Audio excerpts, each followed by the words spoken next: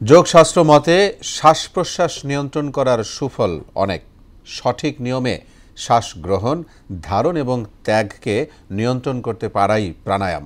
নিয়মিত এই অভ্যাস করলে শরীরে উদ্যম বেড়ে যায়, সেই সাথে মনের জোরও। প্রতিদিন প্রাণায়াম করলে অবসাদ কেটে গিয়ে নব উদ্যমে জীবন এগিয়ে যাবে আপনার। ইয়োগা বা যোগব্যায়াম নিয়ে নুসরাত নাহারের ৩ পর্বের ধারাবাহিকের তৃতীয় ও শেষ পর্বে দেখবেন প্রাণায়ামের কৌশল। ক্যামেরায় ছিলেন মোহাম্মদ তুহিন। প্রাণায়াম অনুশীলনে শ্বাস প্রশ্বাসের সাথে একটি গুরুত্বপূর্ণ এবং শক্তিশালী সংযোগ বজায় রাখে।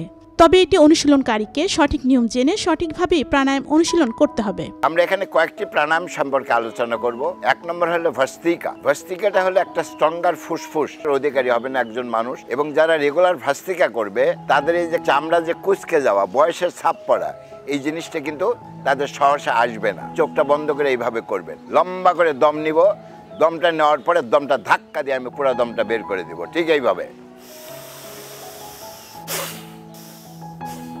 এইভাবে আপনারা মিনিমাম যেন ৩৩ বার করেন। এই প্রাণায়ামকে নিজ নিজ সামর্থ্য অনুযায়ী ৩ প্রকারে করা যেতে পারে, যথা মৃদু, মধ্য এবং তীব্র গতিতে।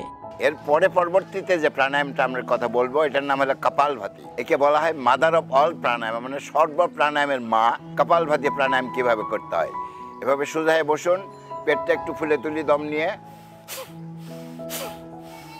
বিশেষ করে যাদের হার্টের সমস্যা আছে, ডায়াবেটিক আছে, কিডনির সমস্যা আছে, পেটে চর্বি জমে গেছে, তারা রেগুলারলি যদি এটা করেন, দেখবেন যে আপনি অনেক সুস্থ এবং সুন্দর জীবনযাপন করতে পারবেন। মিনিমাম ১৫০ স্ট্রোক যেন হয়। কপালভাতি প্রাণায়াম এক প্রকার ব্রিদিং এক্সারসাইজ, যা আমাদের শারীরিক এবং মানসিকভাবে সুস্থ রাখতে সাহায্য করে।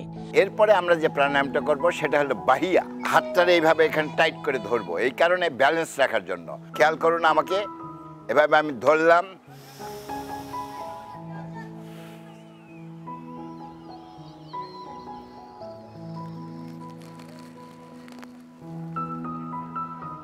এই আমি এখন রিল্যাক্সেশনে আসলাম। এই অবস্থায় কোনো দম নেওয়া যাবে না। যখন এইভাবে থাকবেন 100% দম নেবেন আপনি, নিয়ে পুরা দমটা বের করে দিয়ে দমটা ধরে রাখবেন। যারা অ্যাকিউট ডায়াবেটিকে ভুগতেছেন, যাদের প্রস্রাব কন্ট্রোলে আসে না, তারা যদি এটা রেগুলার করেন, দেখবেন যে আপনার আস্তে আস্তে সব কন্ট্রোলে চলে আসছে। যোগ ব্যায়াম বা ইয়োগার মধ্য দিয়ে মনোনিবেশ করা একটি ক্ষমতা অর্জন হয়, এবং মাংসপেশিগুলো একদিকে যেমন টান টান হয়, বিভিন্ন মুখী গতি, বেগ বা পরিবর্তনের সাথে নিজেকে খাপ খাইয়ে নিতে পারে, এবং অস্থি সন্ধির যে জড়তা সেটি দূর হয়।